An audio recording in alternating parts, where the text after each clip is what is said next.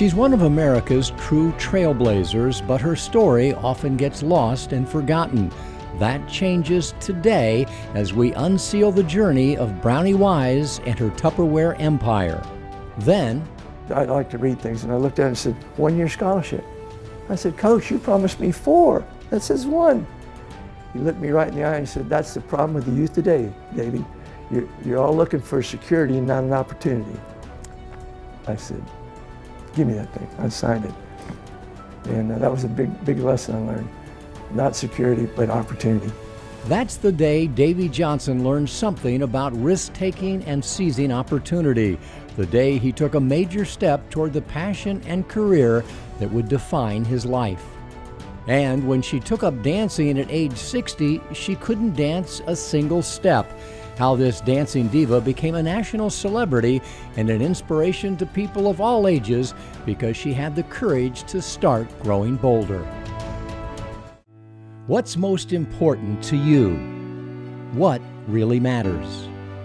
Remember when you thought the future was filled with limitless possibility? It still is. Dreams don't have an expiration date.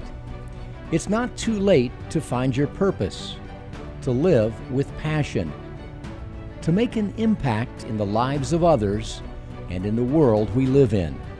Stop growing older and start growing bolder. Support for Growing Bolder provided by If you're feeling good, it's all I need to know. You lock me up, will you lock me up? Tell me how you feeling tonight. Tell me how you feeling tonight.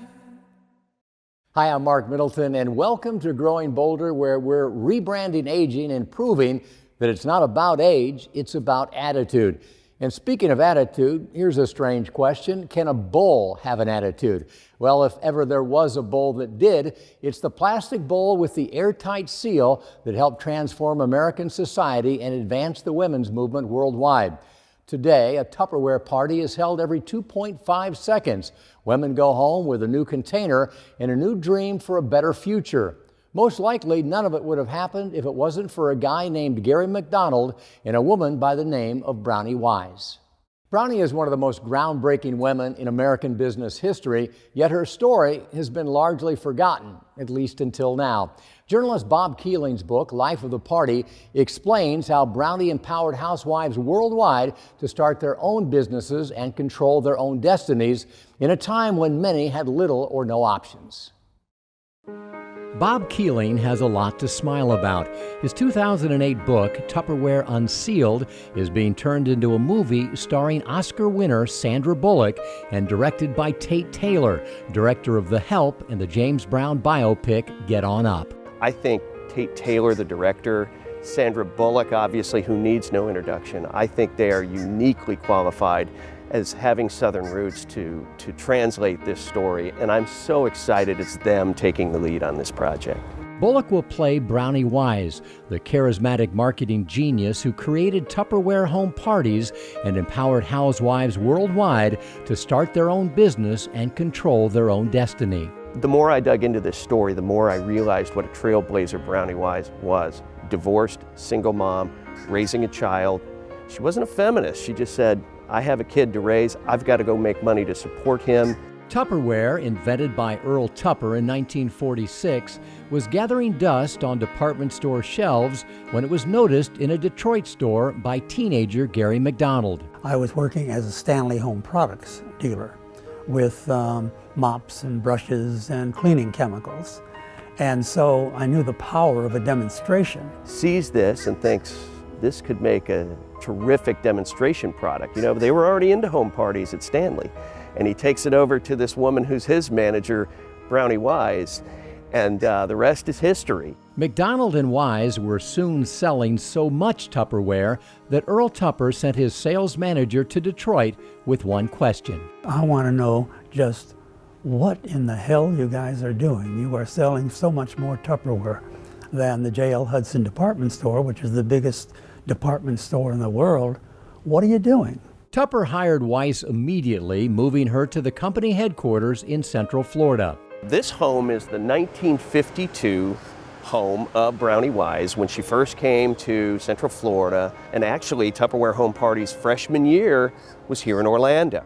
Tupperware Home Parties became an agent of cultural change, providing any woman who was willing to work an unprecedented opportunity to control her own future. It wasn't glass ceiling then.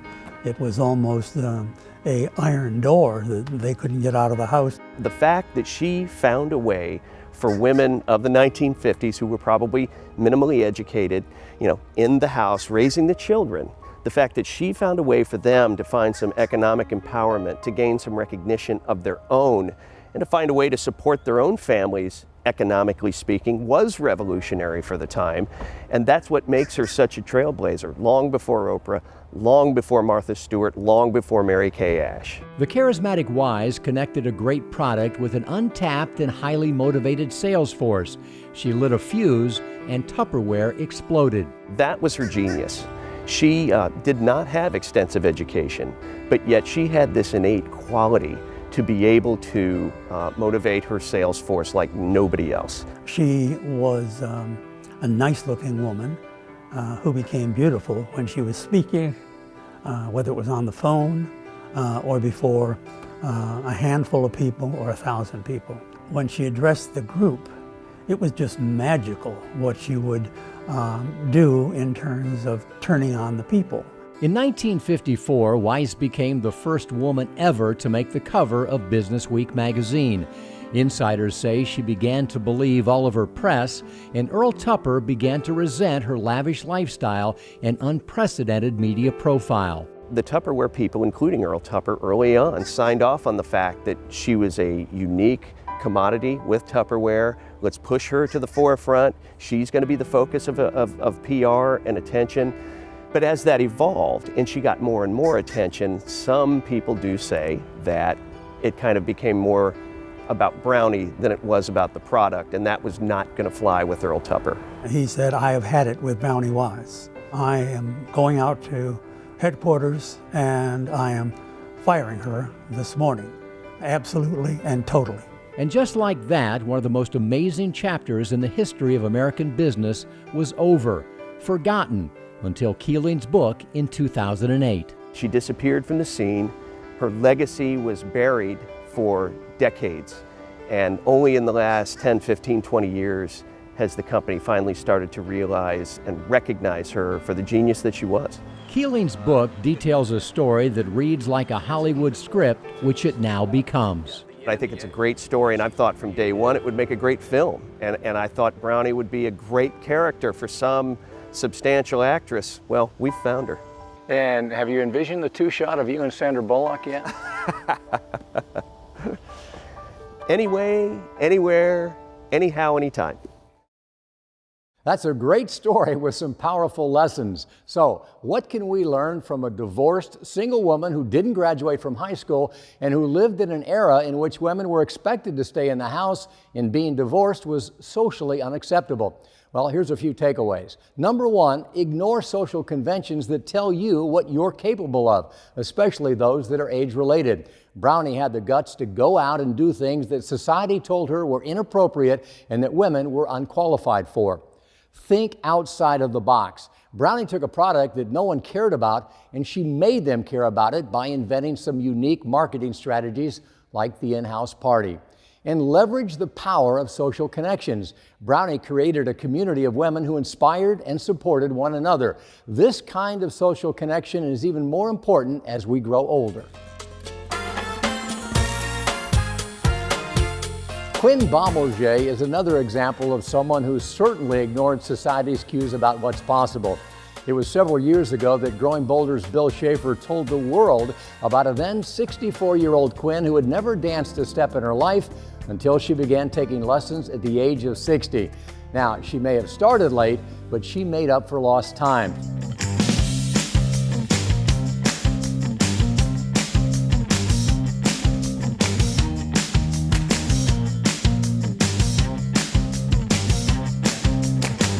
A few years later, she opened the Boldies along with her dance partner Misha, stunning the audience at Growing Boulder's annual awards show. And then, a month away from her 71st birthday, she auditioned for America's Got Talent. How did she do? Nailed it. She received unanimous support from the judges, advancing deep into the competition and proving that Quinn is right when she says, find something you love and go after it. She and Misha are now, can I tell them how old you are? 70. She is 70 years old. And she and Misha are the #1 ranked dance team in ballroom dancing in the world in her age group. And I was going to tell you what Quinn's philosophy about activity in life is, but you know what, Quinn? I think they'd rather hear it from you. Well, the number is not the key of your life for your age.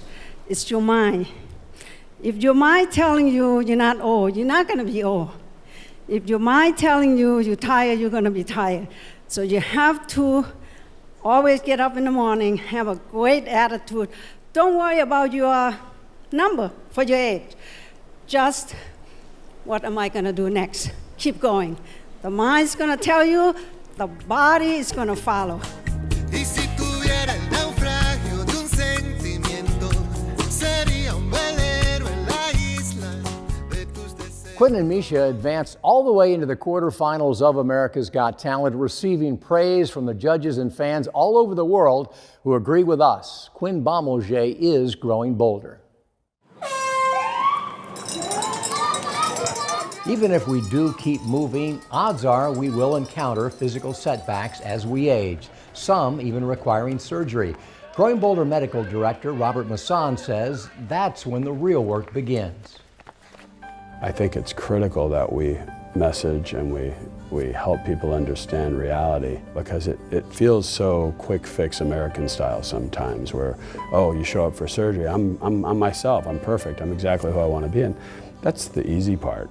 The hard part is the behavior modification to overcome your bad habits, your addictions, your bad tendencies that you've accumulated over a long period of time that finally put you in this rough spot where you might need an orthopedic or a spine procedure.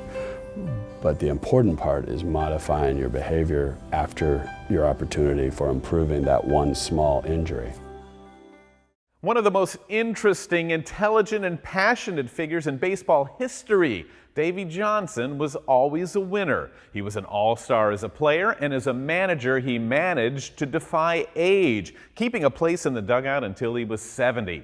His is an amazing story because for someone who's used to being a winner on the field, he sure has had his share of struggles off of it.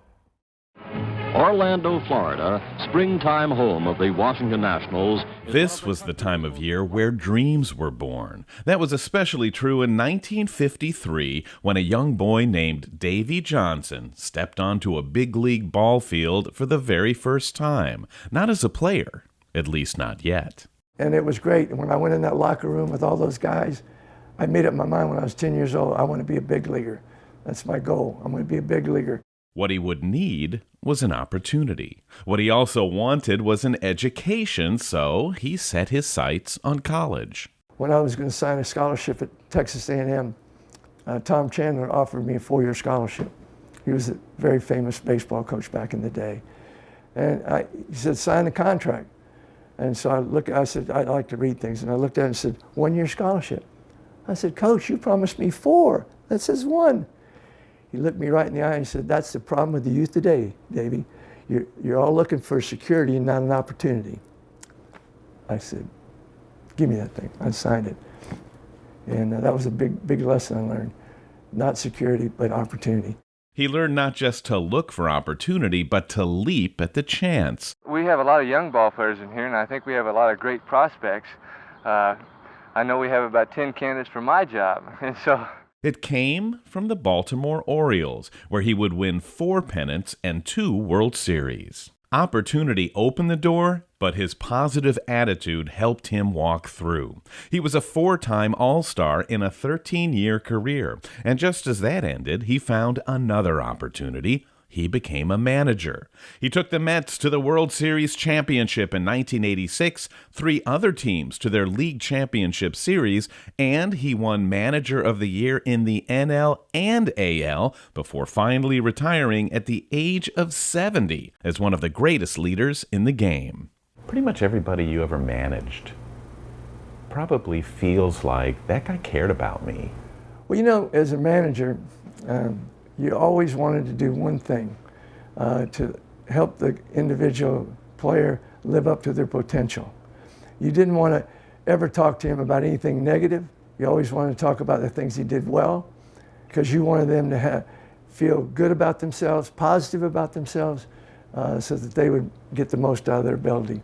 And I feel like I've done that. You know, I knew beforehand that life can be very difficult. You can have many ups and downs. Obviously, I had many ups and downs in my career with injuries and you know, poor seasons and stuff, but I had my successes. So I always think that you can pass that on to anybody, how to stay positive. And Davey, you've suffered some of the lowest lows that anybody could. I mean, you lost a daughter. Yeah, Andrea was, you know, I had three great kids. Davey was my oldest, and Dawn. Dawn and Andrea were very athletic, great swimmers. Andrea loved to go surf in the highest waves you can get, and I think she was at a point she even wanted to jump out of a plane. She was a risk taker, kind of like me. I feel like I'm kind of a risk taker, and unfortunately she got sick and passed away. Those aren't the only challenges. You've had, like everybody, you look great, but you've had health scares. You had half of your stomach removed, you had a heart aneurysm. How are you doing, and how does somebody who's an athlete, the top of their craft physically, how do you deal with these health issues? Well, that's a heck of a question, because, you know, a lot of people don't understand my body was my life. My feet, my legs, my arms, my eyes, everything was my life. And all of a sudden, when I hit about 71, you know, now all of a sudden I got tingling feet, I got neuropathy, I got osteoarthritis, had arrhythmia, I had a bad stomach, and unfortunately they took out half my stomach and I had a ruptured appendix. You know, it's just, when you get older, you know, and my body provided such great success for me and was such a good friend of mine, now it's kind of having a little hard time. You just have to accept it, that that's the way it is, and go deal with it. And people assume too, Davey, oh, you were baseball, you don't have any financial worries, but you came in kind of early. I came in early. My first year in the big leagues, I made $6,500. Did you think your life was over when you took the uniform off for the last time? Oh, not at all.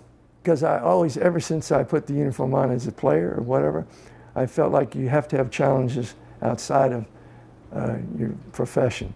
You have to have other professions. So many players, when they retired, like Elrod Hendricks, when he retired, his life was over as far as he was concerned. He died. Flanagan, same way. I mean, but I saw it with many more cases other than that. And I wanted to make sure I had interests outside of baseball that would keep me mentally occupied and mentally challenged. Sounds to me like you learned as much as you taught. You do. If you don't learn, you learn every day. I mean, I'm still learning. So manage the rest of us. Help us scout. What are the characteristics that make up a winner in life? Well, you know, everybody looks at somebody's ability, you know, especially in baseball, you know, in their mannerisms, whatever. To me, the most important thing is their makeup. What's their drive to succeed? And that comes from within, and here and here. I've taken players and won championships with guys that had half the ability of other players. Can you teach that, Davey, or are you born with it? I think you get that through your upbringing and the challenges you face that are early in life. That'll do it for Davey Johnson. And he went out there like he was a man on a mission. You're managing at 70.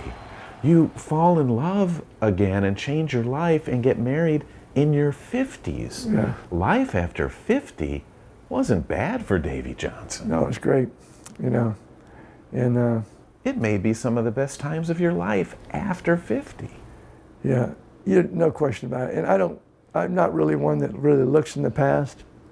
You know, I live today. There's plenty of challenges today, and then tomorrow. That's basically how I've always lived. Every day is the most fun day of my life, and that's what I go by.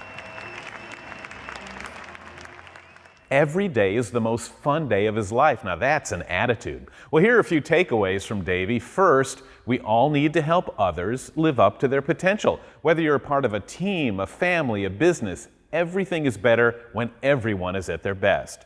2, accept life's challenges, whatever they are, and learn to deal with whatever it is you have to face. And 3rd, more than your ability, it's your drive, your heart, your inner strength that's the key to your success. Great lessons from a baseball legend. We've all heard that breakfast is the most important meal of the day, and a growing body of evidence suggests that it's true, but only if you eat the right foods. So, what kind of breakfast can jumpstart your day? Tara Collingwood is one of the most sought-after nutrition experts in the country. She's an accomplished runner and author, and her clients include Walt Disney World, the NBA's Orlando Magic, and the United States Tennis Association. She shares her tips for starting your day the right way. Are you ever just starving an hour after eating breakfast? If so, it's likely you didn't get enough protein at that first meal. Studies have shown that adults should get ideally between 20 to 30 grams of protein at all meals, and most just don't get that much, especially at breakfast. A protein-filled breakfast will help to keep you full longer, preventing cravings even as the day goes on. Protein can help to keep your blood sugar levels steady, your energy high, and of course it helps to maintain muscle mass. So how can you get more protein in the early morning?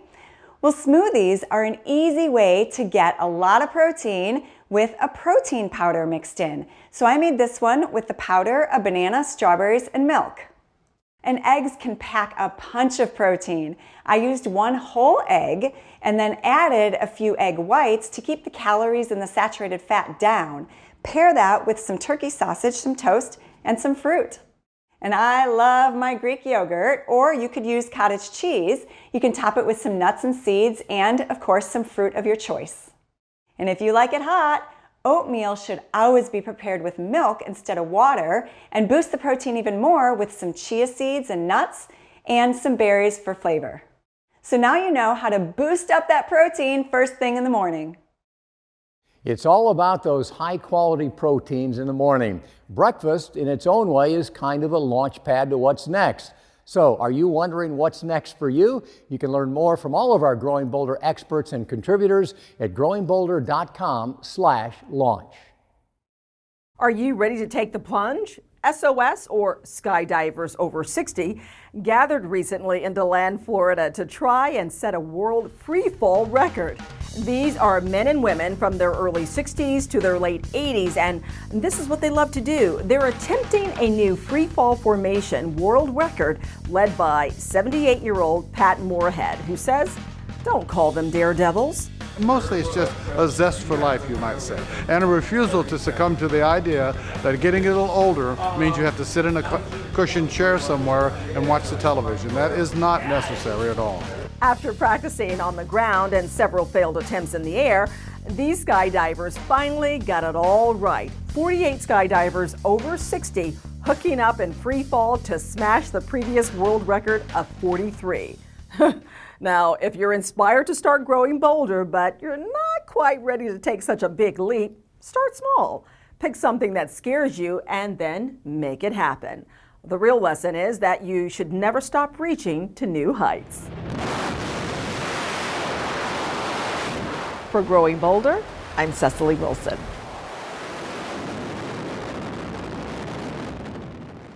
Thank you, Cecily. And you know, I guess never stop reaching is another way of saying never stop moving. Or if you're not turned off by the E word, never stop exercising. This statement does irritate people who don't want to exercise and believe that those who do are simply denying the realities of growing older. Exercise, they say, doesn't guarantee a longer life, so why do it?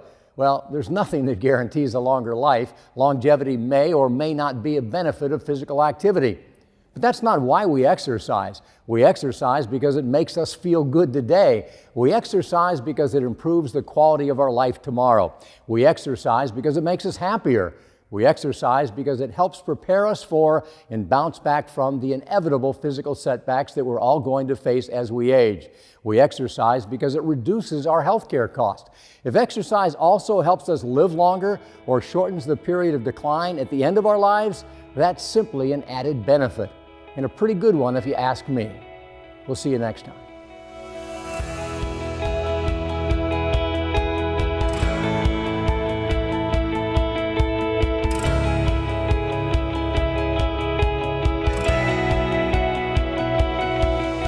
Support for Growing Bolder provided by